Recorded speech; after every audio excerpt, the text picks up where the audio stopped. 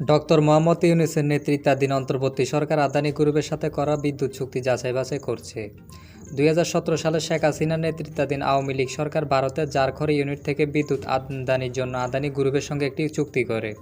ভারতীয় সংবাদ মাধ্যম ইন্ডিয়ান এক্সপ্রেসের প্রতিবেদন অনুযায়ী বর্তমান অন্তর্বর্তী সরকার সে চুক্তির শর্তাবলী এবং নির্ধারিত বিদ্যুৎ মূল্যের যথাযথতা যাচাই করার উদ্যোগ নিয়েছে।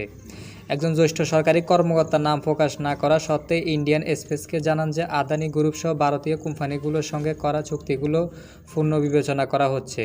চুক্তিতে কী শর্তাবলী রয়েছে এবং তা দেশীয় আইনের সঙ্গে সামঞ্জস্যপূর্ণ কিনা এসব বিষয়ে তদন্ত করা হবে। সরকার এসব চুক্তি যে ন্যায্য কিনা তা নিশ্চিত করতে চায়। ২০১৭ সালের নভেম্বরে আদানি পাওয়ার লিমিটেডের জারখড়ি ইউনিটের সঙ্গে বাংলাদেশের বিদ্যুৎ উন্নয়ন বোর্ডের মধ্যে ২৫ বছরের জন্য ১৪৯৬ মেগাওয়াট বিদ্যুৎ ক্রয়ের চুক্তি স্বাক্ষরিত হয়। এই চুক্তির অধীনে গোড্ডা প্ল্যান্ট থেকে উৎপাদিত বিদ্যুৎ বাংলাদেশ কিনবে।